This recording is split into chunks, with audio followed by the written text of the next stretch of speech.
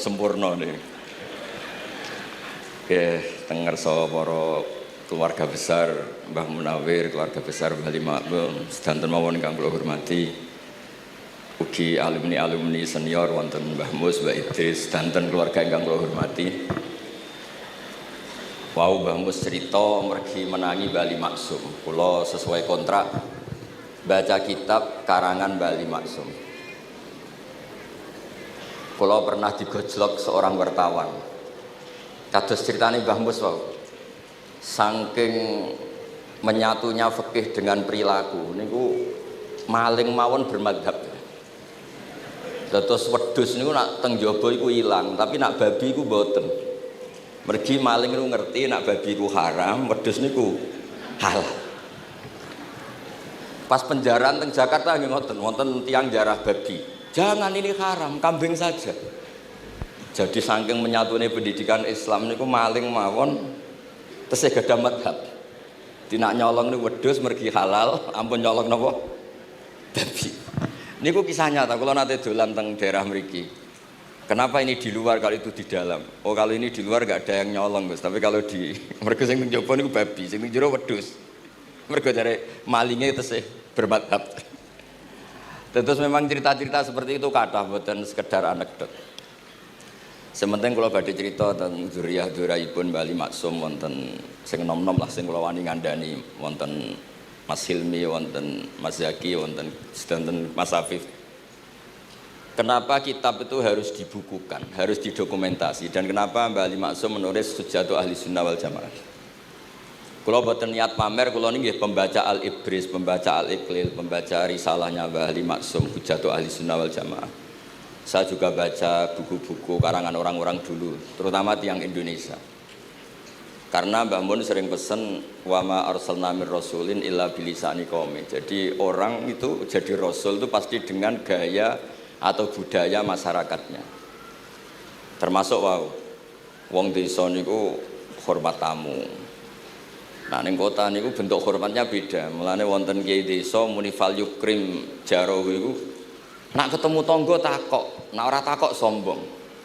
Nak kiai kota walian, nak ketemu tangga aja takok, iku ganggu privasine wong. Dados makna ikram tetap, tapi implementasinya bilisani qaumi. Orang kota itu kalau sering ditanya itu mesti protes karena privasinya terganggu. Tapi kalau di kampung itu suka ditanya karena itu dianggap keramahan. Makanya kula niku termasuk orang yang jarang bertamu. Mergi kula gadah trauma kalian kakakipun Gus Zofur Gus Kamil. Beliau berkeyakinan silaturahim itu sae. Ndolani alumni. Bareng didolani assalamualaikum matur nuwun Gus rawuh. Niku alumni niku ilang, awan-awan misal. Mergo kepengin hormat nyembelih ayam, ayame jek dolanan. Pitik itu teng desa kan pacare kuwathah, golekane angel. Bar salam niku ilang sampai sak jam. Bale runtusen, pitike mboten kecekel. Akhirnya ngapunten Gus mboten saged hormat, ngapunten mboten saged hormat. Itu bukti bahwa implementasi syariat Rasulullah itu juga harus dipikir. Ojo pepes seneng silaturahim, santri alumni melarat kerja teng pabrik jam 09.00 didolani. Akhirnya mikir, sitok kiaiku, sitok bosku. Nak hormat kiaiku diamuk bosku, nak hormat bosku gak hormat kiaiku. Hal-hal seperti ini kemudian melahirkan satu kearifan setiap kiai di era masing-masing. Terus kula mboten berargumentasi membela diri niku mboten, tapi memang bapak kula kesaksiane Mbah Mus, beliau teman bapak kula niku seneng silaturahim. Terian bapak ki sering dawuh teng kula. Sok kowe ya ora kaya aku. Mbah Mun ki sering dawuh teng kula, kowe ya aja kaya aku, wong beda zaman. Karena tadi dolan ning santri sing mboten enten, assalamualaikum terus ilang ngejar pitik awan-awan. Pitike nggih macam-macam kegiatane pitik. Intine mboten kecekel. Kemudian iki teng kanca-kanca teng adik-adik sing hafid sing hamalatil Quran. Kula pesen belajar niku nggih, belajar sisi belajar itu harus cari sisi ekstrimnya. Kula bolak-balik matur di berbagai kesempatan. Wow, kekhawatiran Mbah Mus kalau ada orang hanya kembali ke Quran itu memang bahaya sekali. Bayangkan kalau ada orang misalnya hanya mengharamkan al-jam'u bainal ukhtain, karena itu yang disebut Quran wa antasma'u bainal ukhtain. Jadi yang haram itu menikahi kakak dan adiknya, adik dan kakaknya sekaligus. Di situ tidak ada penjelasan perempuan dan budenya, perempuan dan mbahnya. Kemudian zaman Nabi Sugeng hanya ditambahi wala binal mar'ati wa ammatiha, wala binal mar'ati wa kholatiha. Dan tidak boleh menikahi perempuan pas buliknya atau budenya. Nabi sempat melarang. Karena kula sebagai lelaki niku jek masuk lah. Misalnya bojone jenengan umur 17 tahun, bulike umur selawe 17 jek mungkin masuk lah dalam definisi biologis itu masih masuk. Dan Nabi tidak pernah menambahkan wala binal mar'ati wa jaddatiha. Karena kalau istri kita umur 20, banyak mungkin umur 70. Itu kira-kira enggak usah dilarang ya ora kepikiran. Dene ono wong kepikiran ya rada sableng. Nah, kemudian kalau hanya kembali ke Quran, nanti kita hanya mengharamkan al-jam'u bainal ukhtain karena itu yang disebut Al-Qur'an. Wa antasma'u bainal ukhtain. Lalu lahirlah pakar-pakar balaghah. Itu disebut min itlaqil ba'di wa iradatil kul, yang disebut ukhtain tapi maknanya bainal mar'ataini sing bainahuma ada mahram atau ada mahramiyah. Antasma'u al mar'ataini sing bainahuma mahramiyatun. Jadi barokahnya ngaji sama ulama itu kita tahu duduk perkaranya. Ini lafadz yang mewakili atau lafadz yang sebenarnya atau lafadz yang simbolis. Lafadz simbolis itu saking mangkelnya Allah. Itu kalau ada orang salah, itu disebut wa ja'ala minhumul qiradata wal khanazira wa abadat tauhid. Jadi kalau misalnya dalam penelitian tidak pernah ada orang yang dirubah Allah menjadi kera, menjadi babi. Itu kita masih bisa menganalisis.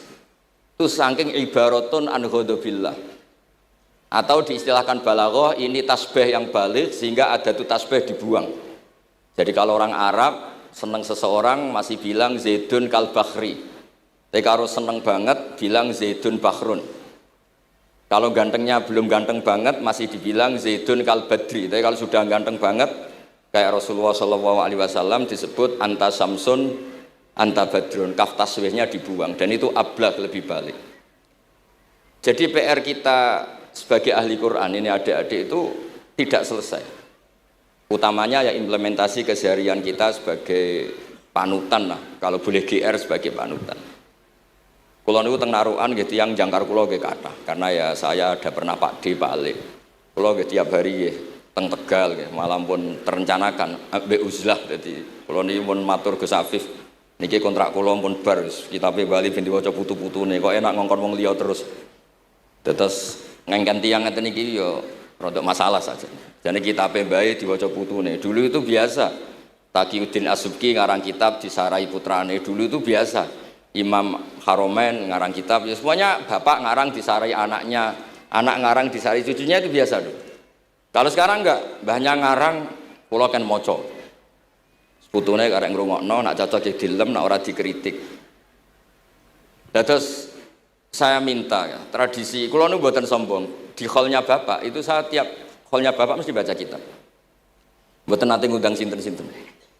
Perkarane tiyang NU niku ora usah diundang wis teko. Mboten wonten undangan sing teko mun kuwatah. Mbok saking senenge wong alim, mbok saking senenge bingung mboten ngerti sowe ora diundang teko. Ya akhirnya kula bingung ora hormat iku dosa. Hormat iku sing teko iku ninggal kewajiban ngurusi bojone timbang ngurusi bojo ribet nekani hall. Timbang mulang madrasah buncahe buling-buling bisa roe sithik nekani hall. Terus kadang-kadang tiyang lunga niku nggih pelarian mboten mesti hormat. Niku penelitian niku sampean cek. Terus niki kula cerita pentingnya belajar Quran.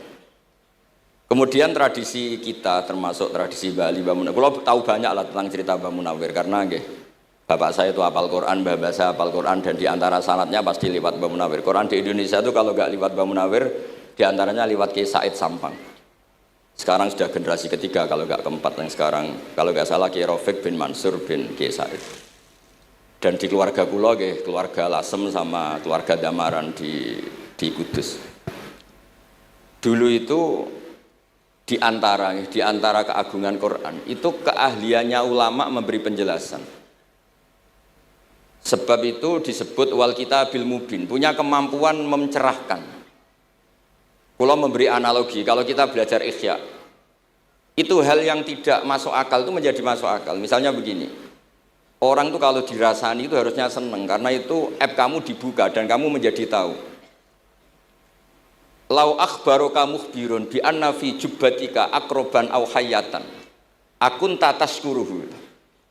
Kalau ada orang memberitahu saya bahwa di baju kamu ada kalajengking atau ada ular berbisa, kira-kira saya matur nuwun apa enggak? Harusnya matur nuwun karena itu bahaya sekali kalau ada di tubuh saya. Harusnya ketika orang itu dikritik dengan kesalahan yang nyata, bukan fitnah, kesalahan yang nyata. Kesalahan Anda itu lebih mudirrah fi dunyaka wa akhiratik. Kesalahan Anda itu bahaya sekali di dunia dan akhirat. Sekarang kamu menjadi tahu karena dikasih tahu. Harusnya matur nuwun sama yang ngasih tahu. Kama anna huzati lau akhbaraka mukhbirun fi anna fi jubbatika hayatan akroban akun tataskuru. Pasti kita terima kasih. Tapi kita sebagai hafid Quran kalau disuruh belajar fikih, wong aku mondok kon ngapal kok belajar fikih. Kadang-kadang malah saking kaconya itu, aku wong Quran, iku wong kitab. Memangnya kitab jubuk konti nak boten nggih Quran. Jadi masalah-masalah yang saya sering dikelui beberapa kiai termasuk Gus Kafabi Lirboyo pernah cerita, saking nggak pernah ngajinya, ada orang takut mutah karena hamil pas sholat ngunyah permen. Nggak tahu kalau itu membatalkan apa? Sholat. Jadi banyak cerita-cerita nyun sewu tanpa ingin tangkis merendahkan hafidh-hafidhah kita, hamalatul Quran, hamilat ini ada masalah fiqhiyah keseharian. Kalau dulu itu udah ada. Kunna nata'allamul Quran, kunna utinal iman qoblal Quran. Kita ini dikasih iman dulu baru dikasih Quran sehingga iman kita mantep. Baru belajar Quran, fana ta'allamuha asro'aya. Dulu kalau mengistilahkan Quran memang pakai dhamir mu'annas karena artinya ayat. Terus dan kita tidak beralih hatta nata'allama halalaha wa haromaha. Dan kita tidak beralih sebelum tahu halalnya mana, haramnya mana. Ini penting karena ada hal-hal yang sifatnya itu fatal kalau tidak ngerti. Misalnya tafsir, itu ada ayat wa min thamaratin nakhili wa la'anabi tattakhiduna minhu sakaron. Ketika khomer belum diharamkan itu masih Allah imtinan itu menyebut nikmat. Di antara nikmat itu disebut tattakhiduna minhu sakaron. Kamu itu kalau punya buah anggur bisa agak-agak ngefly dan itu bisa melupakan problem Anda. Kemudian ketika perang itu orang Islam itu sadar, yang orang kafir itu agak sakau, agak sakaron. Kalah dia pede, yang orang Islam gak pede karena sadar. Akhirnya masih ada jawaban kul fihi ma itsmun kabir wa manafi'u linnas, termasuk terus kendel. Akhirnya ya sama-sama agak ngefly, sebagian ya tidak semuanya. Sehingga haramnya khomer itu sampai 3 kali periode. Nah, pernah haram hanya kalau mendekati sholat, la taqrabus sholat wa antum sukaro. Tapi kalau mau sholat duhur ya nyakonya itu jam 7. Jangan setengah 12 nanti masih kuliah ayyuhal kafirun a'budu ma ta'budun wa antum abiduna ma abud. Karena peristiwa itu baru terakhir diharamkan tanpa catatan. Nah hal-hal seperti ini misalnya saya ini Mbah Mus sering ngendikan, Pak Kures juga sering ngendikan, saya tidak percaya terjemah, kata Mbah Mus. Ya karena kalau terjemah itu berdiri sendiri, ada ayatun mansukhoh atau ahkamun sing mansukhoh atau hukmun sing mansuh. Kebetulan anak ini belajar yang mansuh, dia tidak ngerti nasihnya, yaitu terus dipegang, katanya memegang Al-Quran. Padahal hukum itu sudah diganti sama Allah Ta'ala, disebut nasah mansuh. Sehingga dulu kalau Sayyidina Ali ngecek beberapa masjid, ada guru atau ustadz, kamu pengajar Quran iya, apakah kamu ngerti nasah mansuh? Enggak. Jawabnya Sayyidina Ali, halakta wa ahlakta, kamu sendiri rusak dan kamu merusak orang lain.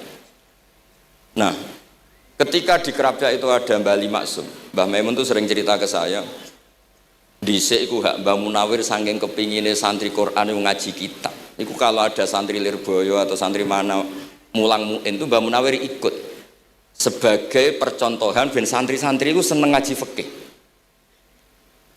Terus kata Mbah Mun, saking kesemseme Mbah Munawir iku ambek wong alim, delalah besanan wong alim. Dulu Mbah Zaini pernah angsal keluarga Lirboyo, sehingga beliau punya dzurriyyah teng Lirboyo. Terus besanan kalian Mbah Maksum, Nyai Hasyim angsal Bali Maksum, sehingga terus di Krapyak itu banyak orang-orang alim. Tapi terus Mbah Mun cerita kabeh ono regane, Bali Maksum terus populer sebagai alim alama, sehingga yang ke Krapyak itu ya ora pati niat tahfidz, niate ngaji kitab. Singkat cerita di era itu ada Ki Abdul Qadir, tapi pondok Krapyak Bali Maksum terlalu populer sehingga terkenal ngaji sorof Bandungan. Sehingga dulu di Indonesia itu ada sorofnya Mbah Ali Maksum, ada sorofnya Mbah Maksum Ali Kuaron itu. Nah yang sorofnya Bali Maksum ya fa'ala yaf'ulu uf'ul. Kalau sorof di Mbah Maksum Kuaron fa'ala yaf'ulu fi'lan. Yang satu ngikuti fi'il itu ya harus jejer fi'il, yang satu ngikuti jurumiyah. Kalau yang dikatakan master itu sing yaji'u salisan, yang datang ketiga dalam tasrifnya fi'il. Sebab itu terus tradisi sorof tadi yang dalam apa itu latihan munakosah tadi diteskan anak-anak. Itu memang penting, karena kalau kita nanti belajar sab'ah, sorof itu segala-galanya. Misalnya qiraatun Nafi' itu bacanya fala yuhzinka qauluhum. Karena beliau berkesimpulan kalau khazana yahzunu husnan itu susah, bukan menyusahkan. Yang makna menyusahkan itu af'ala yuf'ilu ifalan, sehingga qiraat apa ya antara fala yuhzinka qauluhum sama fala yuhzinka qauluhum. Tapi Imam Asim cara berpikir secara riwayat tentu qiraah itu sunnatun muttaba'ah. Banyak lafadz yang sudah seperti itu sudah mutaaddi, kayak qatala yaqtulu qatlan itu qatalahu bukan aktalahu. Sehingga beliau menganggap khazana yahzunu sudah mutaaddi binafsi, jadi enggak perlu dibaca fala yuhzinka qauluhum, cukup dibaca fala yahzunka qauluhum. Dan saya berkali-kali matur teman-teman yang mengkaji Quran, kafa'ah yakfu'u kuf'an itu bacaannya Imam Nafi', karena memang yang maknanya mukafa'ah itu mahmuslam. Tapi orang Quraisy itu enggak suka hamzah, sehingga ditakhfif menjadi kafa'ah yakfa'u kufuan, meskipun mereka tahu kalau itu mahmuslam. Nah Imam Asim di beberapa bentuk fi'il itu masih memahmuskan, misalnya Allahu yastahzi'u bihim, di isim fa'il juga mustahzi'un. Tapi kalau masdar beliau bacanya huzuan, kufuan. Padahal di fi'ilnya bukan nabiun, tapi nabi ibadi anni anal ghafurur rahim. Tapi di nabiun jadi nabiun, harusnya kan nabiun. Fa innan nabiyya man naba'anillah. Dikatakan nabi itu orang yang menceritakan ketentuan Allah. Harusnya nabiun. Sehingga qiraatun Nafi' ya tetap wan nabiin, ya ayyuhan nabiu. Nah, berkahnya Mbah Munawir orang terus menjadi tahu qiraat sab'ah. Dan berkahnya Mbah Ali kemudian orang tahu duduk perkaranya. Kalau nabiun dari nabiun bimakna man akhbaro anillah. Dan terus berkahnya wow, kalau saya boleh GR berkah Gus Gofur kula berkah ngeten-ngeten iki duka Kiai Peres napa Kiai Media iki mboten roh. Berkah ini terus kula ngomong terus. Saya tidak khawatir salah, bukan karena saya maksum ndak. Wong Islam pun pinter. Nak bener minallah, nak salah kok Gus Bah. Jadi kula niku madlum.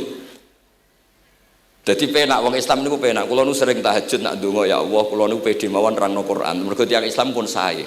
Nak bener jare jenengan, nak salah kula. Lah nak kula sing salah nggih sederhana mawon, kula abdun, kula kawula, kula nak ndonga nggih Rabbana dzalamna anfusana. Sebelum disalahkan orang juga saya sudah merasa salah. Wa akharuna atarafu bi dzunubihim khalatu amalan sholihan wa akharuna wa sayya. Mulane kula suwun kangkang mbak-mbak sing khatam Quran pede mawon bahwa yang Anda lakukan menghafal Quran itu sudah benar, meskipun Anda tidak sempurna. Misalnya Anda tidak faham, Anda tidak bisa melakukan khifdhu kalil Quran huwa al khifdullah. Kamu menghafalkan Quran itu sudah menjaga lafaz-lafaz Quran, sehingga lafaz Quran tetap mutawatir, lafaz Quran tetap ma'ruf, tetap masyhur, sehingga ketika ada yang memasukkan Quran konangan. Tapi kalau yang hafid sedikit lam yablugh adadat tawatur, takutnya kalau ada yang menyalah, ada yang apa itu tidak diketahui. Di barokahnya hamalatul Quran sing aksar wa aksar itu kita terjaga. Nah itu yang dimaksud Mbah Mus, Quran itu harus jadi budaya. Ning desa itu wong ra salat lah, dengar ada warung ayamnya tiren nggak disembelih itu tidak mau makan, haram. Padahal dia ra salat itu lebih dari haram. Tapi tetap nggak mau makan ayam tiren. Nggak sholat disuruh makan babi ya nggak mau, haram. Sampai tadi yang nyolong saja milih wedus bukan meleng babi, karena babi itu haram. Jadi saya pernah digojlok sama wartawan, Pak Bahak, wah fikih Indonesia itu hebat, sampai maling saja masih pakai fikih itu. Jadi kalau nyolong itu milih yang halal bukan yang haram. Pun niku bentuk hormat kula teng keluarga Mbah Ali, bentuk hormat kula teng Mbah Mus teng sedanten keluarga niki kula badhe maos kitabipun Mbah Ali. Kula pancen pengagum kitab-kitab yang dikarang orang Indonesia. Mereka kita anggap niku lebih aplikatif lah karena dikarang orang yang trauma dengan Indonesia. Kemudian setelah trauma ingin membenahi Indonesia. Misalnya jenengan ngertos sesajen, mbok haramno iku tradisi, mbok barno iku sawangane kok dekati sirik ning pinggir wit gede. Akhirnya dimodifikasi wis mangan-mangan kumpul-kumpul tapi tahlilan. Lah masuk tahlilan la ilaha illallah barani kalimatu syirkin. La ilaha illallah itu kalimatu syirkin kalau dilafatkan di bawah pohon. Terus piye logikane ku piye? Kalau bolak-balik matur. Hadil kalimah soro bihal kafiru mu'minan fakaifa sorol mu'minu kafiron juga bihadil kalimah. Itu logikanya enggak ketemu. Orang yang kafir puluhan tahun saja sekali melafatkan la ilaha illallah Muhammadur Rasulullah qul lil ladzina kafaru iyantahu yufar lahum maqad salam. Selesai soro mu'minan bihadil kalimah. Kemudian kalimah yang sama ketika kita baca dianggap kita ini kafir juga bihadil kalimah. Akhirnya dengan modifikasi khas Indonesia, kearifan Indonesia tetap sesajen tapi tahlilan. Tetap melakukan hal-hal Jawa tapi dimodifikasi menjadi Islam. Kalau kita misalnya orang modern nggak ingin mengganggu orang lain yang kita tamui, gampang dalilnya. Ada ayat la tadkhulu buyutan ghaira buyutikum. Kamu jangan sowan ke orang lain atau dolan ke orang lain. Hatta tastanisu, ukurannya bukan salam dulu, bukan hatta tusalimu, hatta tastanisu. Jika kamu merasa nyaman, kamu bisa ngukur tingkat akrab kamu, kamu bisa ngukur jamnya orang itu, kamu bisa ngukur kebutuhan orang itu. Butuh saya ndak? Kenapa mertamu pengen kayak duit bebas jam? Atau kamu orang cantik yang kamu tamoni sing seneng kue bebas jam? Tapi aku apa nagih hutang? Mertamu orang yang kamu tagih itu mesti kamu dianggap problem. Atau mertamu orang yang nggak akrab di jam istirahat, tentu kita ada problem. Makanya ukurannya Quran tuh hatta tastanisu, kamu merasa nyaman. Istinas itu nyaman, enjoy. Kayak saya dolan di Gusofur kan akrab mulai kecil teman saya, mungkin bisa ngabaikan jam. Tapi kalau saya dolan di kiai yang nggak kenal saya, mungkin kedatangan saya dianggap problem karena di jam tertentu. Saya harus mikir kayak apa hebatnya Quran ketika bikin aturan la tadkhulu buyutan ghaira buyutikum hatta tastanisu. Setelah nyaman nggak apa-apa waktu salimu, jangan salam dulu. Istinasnya nggak kena, salamnya geger. Akhirnya banyak kiai keselak. Assalamualaikum pas makan, nggak dijawab. Assalamualaikum. Nah hal-hal seperti itu harus santri-santri ini kalau niat ngandani lari-lari, bukan niat ngandani kiai-kiai. Harus waqafil qalb, harus warrasikhuna fil ilm. Tahu betul kualitas hatta tastanisu. Kamu itu merasa nyaman istinas. Kemudian rasa nyaman ukurannya apa ya? La dororo wala diror. Kamu tidak ganggu diri kamu sendiri, juga gak mengganggu orang lain. Sehingga setelah itu semua baru watu salimu ala ahliya. Nah andai kan kita ya tadi Dawe Mbah Mus, kita semua sudah seperti itu. Kalau bertamu di orang ya kita ngukur tingkat akrab kita, tingkat dibutuhnya kita. Sehingga di tradisi NU itu ya dolan kiai pendak diundang karena itu pasti diinginkan. Wong kula nate diceritani pernah misanani Mbah Mun. Kula nate Gus ditili Mbah Mun mboten seneng. Kena apa? Beliau pas khutbah Mbah Mun rawuh delalah Mbah Mun jarak salat ning saf awal. Bar niku tiyange meruntus meriang. Karena khotib tuh harus naik ke mimbar kudu ngandani takwa usikum wa nafsi takwa. Teng isore niku Mbah Mun. Walhasil terus loro terus wan yai. Mbah, nak dolan nggih dikira-kira, ampun pas Jumatan. Semenjak niku Mbah Mun Mbah Sahal itu nak Jumatan tengguri. Mbah Sahal itu kalau Jumatan itu sudah komat gelar, beliau keluar dari mobil serenane itu. Miyos terus sholat terus kundur. Kalau dulu janggal iki wong alim alama nak sholat kok guri. Ternyata itu enggak ingin jadi problem bagi khotib. Jenengan iso bayangno khutbah ning ngarepe Mbah Mus terus kula munggah ngeten nyekel tongkat usikum wa nafsi fi taqwa. Terus apa ya akhirnya terus kula niku kan jare wong akeh mbotenan Bu, jare wong akeh rada iso ngaji. Kula nek Jumatan niku guri gara-gara diceritani niku. Ternyata khotibnya gak cerita kula, matur nuwun Gus, pokoke nek pas Jumatan aja ketok. Dianggap musibah, kedatangan kula dianggap musibah. Nah, hal seperti itu ya ukurannya gampang, kata napa? Tastanis. Pun niki kula mau terakhir niki, Pak niki Gus Hilmi, Gus niku sing Gus Hafiz pokoke sing waris-waris niki. Niki cerita kemarahanipun Bali Maksum ngadepi firqah-firqah kelompok-kelompok sing mboten jelas nih. Oleh ngendikan niku kula masih ingat karena saya khatam kitab ini itu 2 kali. Nggih khatam tenan maksudnya kula sinaoni terus padanan dalil yang beliau sebut tak cari sampai ketemu bener-bener kula cari. Ya saya ulang lagi.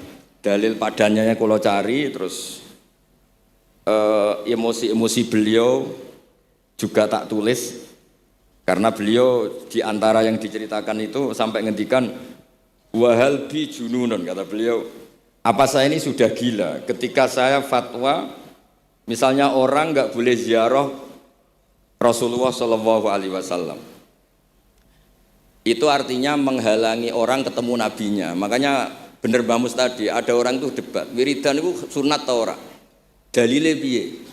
Terus ada orang yang provokasi gini, kamu dikatakan bid'ah setelah sholat gak wiridan, kowe iku ben ora nyebut Allah. Terus kepikiran matur kula, wis Agus bar salat itu pokoknya aku wiridan. Cek bid'ah cek ora, wong kok ora oleh eling Allah. Wis gak usah dalil-dalilan. Dadi pertama diprovokasi, wiridan model ngono iku ora ono sanate, ora ono hadise. Singkat cerita orang ini meninggalkan wiridan. Terus ketemu orang NU yang kebetulan rapati iso ngaji tapi pinter logika. Kowe ora tau wiridan saiki nek bar salat, ora tau, gak ada hadisnya gini-gini. Kowe iku dibodoni, ben kowe iku ora tau nyebut Allah, ora eling Allah. Muring-muring tiyang niku. Akhire anggar bar salat wiridan. Mboten dalil-dalilan cara Mbah Mus, mboten dalil-dalilan. Lah niki nah cara Mbah Maksum istilahno betapa kaconya orang sing yahulu bainahu wa baina nabi. Memisahkan orang itu dengan nabinya Muhammad sallallahu alaihi wasallam. Kata Mbah Ali, walazima kadzalik ayyakuna ulamaul Islam min awali hadil umma ilal yaumi fi khata'in azim haitsu annahum ya'taqiduna fi kutubihim ad-diniyah al-abwab wal fusul yadhkuruna fiha ziyaratahu sallallahu alaihi wasallam.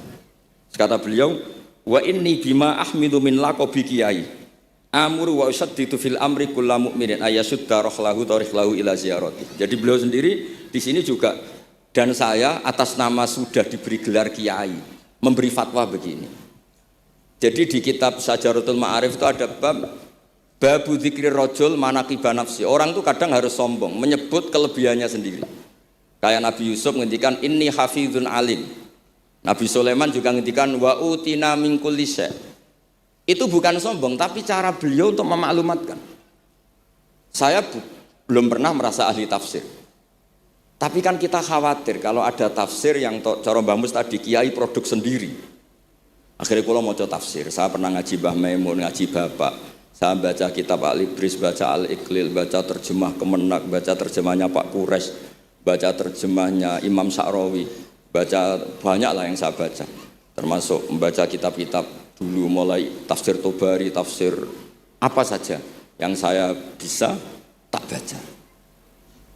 Bukan karena saya merasa tahu enggak, tapi kayak apa umat ini kalau dapat ilmu dari orang yang tidak kredibel. Kalau misalnya itu sombong, nah sekarang dokter gigi juga nulis, dokter gigi, dokter jantung, itu kalau nggak nulis ya nggak tahu kan barokahnya. Makanya kalau suwon santri-santri misalnya jenengan ahli takrib itu semua untuk rumah, ahli takrib medium, spesial bab ibadah kan. Nanti yang nggak pati pinter ya spesial mandi junub, nggak apa-apa, yang penting orang tahu kamu keahliannya di mana. Daripada kamu nggak memaklumatkan, kemudian ada orang lain yang nggak pernah ngaji memaklumatkan seakan-akan paling tahu Islam. Terus menjadi mahatus soal, menjadi marhalur rijal. Kayak apa? Islam mau dikemanakan? Semua ulama dulu biasa ngendikan ma adkhaltu fi kitabi hadza illa shahih, kata Imam Bukhari. Yang saya masukkan di sini semuanya hadis sahih. Dan sebelum saya masukkan sholaitu rakaatain, saya sholat dulu. Semuanya menggaransi kitabnya. Makanya di Syajaratul Ma'arif ada babu dzikri rajul manaqiba nafsi. Yaitu ketika Nabi Yusuf menghentikan inni hafizun alim, Nabi Sulaiman menghentikan wa utina min kulli syai'. Wal anbiya kulluhum yaqulun inni lakum nasikhun amin. Semua nabi pasti maklumatkan diri inni lakum nasikhun amin. Saya ini penasihat terbaik, nasihat yang bisa dipercaya. Kemudian ketika ada zamanul khiddi, zaman hasud, zaman orang enggak fair, seakan-akan seperti itu tuh keangkuhan. Coba Mbah Bisri menamakan kitabnya itu Al-Ibris. Al-Ibris itu apa? Emas yang murni. Makna saya cari di berbagai kamus maknanya Al-Ibris itu emas yang murni. Kayak apa? Semua kitab juga dinamai dengan nama-nama keren. Al-Iqlil, Al-Ibris, Fathul Bari. Jadi enggak apa-apa. Kayak ini juga dinamai Hujjatu Ahli Sunnah wal Jamaah, argumentasi mazhab Ahli Sunnah wal Jamaah. Sekolah teruskan sampai beliau ngendikan wahal bi jununun hatta usdira amri lil mu'minin Allah yazuru rasulahum wa waliya ni'matim alladzi lahu fi unuqi kulli mu'minin minna. Masa saya ini menjadi gila karena menfatwakan orang Islam tuh enggak perlu ziarah ke Rasulullah sallallahu alaihi wasallam. Terus kata beliau, la yadri madza yaf'al annahu yaqulu baina ibadillah wa baina rahmatillah. Fa innahu sallallahu alaihi wasallam rahmatullah lil alamin. Fal ya'rif dzalik ulaikal maniun liya'lamu fi ayyi mauqifin hum. Terus Mbah Ali itu juga yang katanya seneng guyon, kula mboten menangi Mbah Ali tapi nate pirsa nate ngertos pas beliau rawuh di mbah saya di pernambah kula teng kene Al Wahdah teng Lasem. Di kula kecil itu menangi Mbah Ali, menangi Mbah Hamid. Karena Mbah Hamid itu masih sepupu mbah saya. Semua yang di sini juga masih keluarga saya, sama-sama Bani Abdul Aziz. Itu yang katanya Bali seneng guyon tadi di bab-bab seperti ini ngendikan wahal bijunun, apa saya ini sudah gila melarang orang bertemu nabinya. Kemudian mereka berdalih takut menuhankan nabi, itu tidak akan terjadi. Kata kitab Ithaf hadil ummah maksumah, umat ini akan dijaga Allah, tidak akan menuhankan Rasulullah SAW kayak kaum Nasrani menuhankan Isa. Kata kitab Ithaf bibarokati sighotis sholawat, dengan barokahnya sigot sholawat. Beliau ngendikan wan nabiyyu sallallahu alaihi wasallam wa in jalla qadru muhtajun ila rahmatihi ta'ala. Sigot sholawat itu kan unik. Allahumma, Allah itu Tuhan, sholli ala sayyidina Muhammad. Hadzal nabiyyu wa in jalla qadru muhtajun ila rahmatihi ta'ala. Jadi kita mengekspresikan mahabbah bahwa nabi itu ahabbul khalqi ila Allah. Di saat yang sama kita tetap bilang Allah yang Tuhan, tolong selalu beri sholawat dan rahmat ke Rasulullah. Berarti duduk perkaranya tetap Allah sebagai Jalla Jalaluh, Nabi apapun mulianya abduhu wa rasuluh. Jadi sholawat itu sudah sehat yang insya Allah tidak akan menjadikan hadil ummah mengkultuskan Nabi hatta rofa'uhu ila darajatil uluhiyah.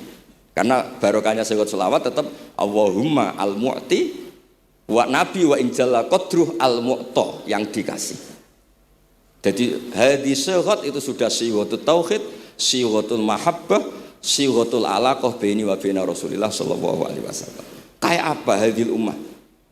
Ya tapi tadi bener dawuh Mbah Mus. Nerangno ngene iki bagiane kiai, ning desa rasa diterangno wis selawatan. Jadi kepenak rasa dalil-dalilan wis selawatan. Tapi memang resiko enggak ada yang menerangkan suatu saat kalau ada itsaratus syubhat itu terus mereka bahaya, makanya ada yang ngalahin rangno sepatus ini masih terjaga. Terus niki kula nyuwun sangat, kula niku pancen bapaknya bapak saya. Bapak saya semane Mbah Nur Salim, gadah bapak namanya Mbah Nur Sam. Duka niku sepuhe niku seneng uzlah. Kula niku duka niat sepundi tapi memang mungkin faktor gen. Saya itu termasuk orang yang napa nyuwun sewu sekali terganggu kalau sering ada acara-acara malane mun wayahe lah niki mun wayahe Mas Afif, Gus Zaki napa Gus Ilmi mus wayahe nyai, wayahe ngaji mulang kitabe Mbah. Iki teng ngarepe wong akeh dadi nak salah izin. Ojo ngomong ngarepe santri keliru jari laduni benus. Sok repot. Terus niki mboten niat menapa nggih ngoten mawon. Assalamualaikum warahmatullahi wabarakatuh.